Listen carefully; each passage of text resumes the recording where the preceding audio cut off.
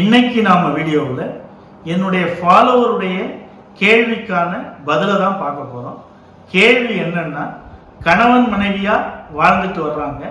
அவங்க திருமணம் பதிவு செய்யப்பட்ட திருமணம். கடந்த 7 வருஷமா அவங்க ஒருத்தர் பிரிஞ்சு இருக்கிறாங்க. ஆனால் ரேரா சந்திச்சுக்குவாங்க. ஒரு சில கடித போக்குவரத்துகளும் இருக்கு அப்படின்னு சொல்றாங்க. அந்த கணவருடைய தந்தை அவர் சுயமா சம்பாதிச்ச சொத்தை அவருடைய மனைவி, அதாவது கணவருடைய தாயாருக்கு எழுதி வச்சுட்டு அவர் இறந்து போயிடுறார். இப்ப கணவருடைய தாயார் பேர்ல சுய சம்பாத்திய சொத்து இருக்கு.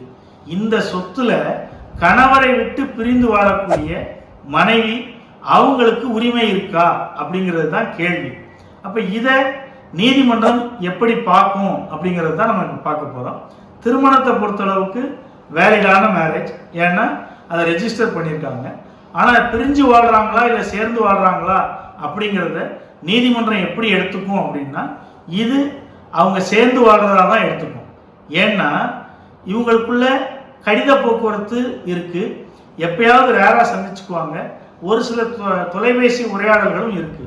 அந்த அடிப்படையில் இவங்க பிரிஞ்சு வாழ்றதா எடுத்துக்க மாட்டாங்க, சேர்ந்து வாழ்றதா தான் எடுத்துக்குவாங்க.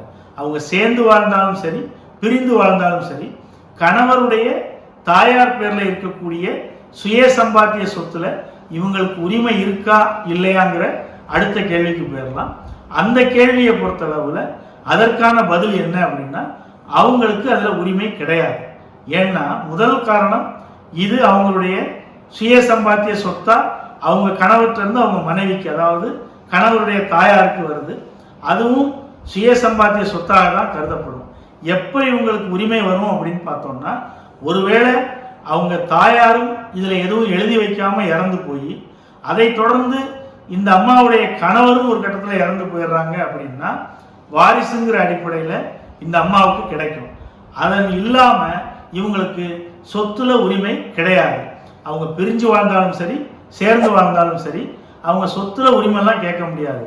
அதிகபட்சம் அவங்க ஜீவனாம்சம் கேட்க முடியும், ஆனால் சொத்துல பங்கு கேட்க முடியாது. ஒருவேளை அவங்க குடும்ப வன்முறை சட்டத்தில் டிவிஓபி ஃபைல் பண்ணி கேட்டால் கூட வசிப்பிட உரிமை தான் கேட்க முடியும், வாழ்றதுக்கு ஒரு இடம் தான் கேட்க முடியுமே ஒழிய சொத்துல பங்கு கேட்க முடியாது. ஆக அவங்களுக்கு எந்த விதமான சொத்துல உரிமையும் கிடையாது அப்படிங்கிற விவரத்தை இந்த வீடியோவின் மூலமா தெரிஞ்சுக்குங்க.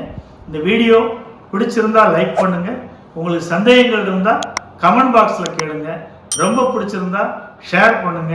நன்றி, வணக்கம்.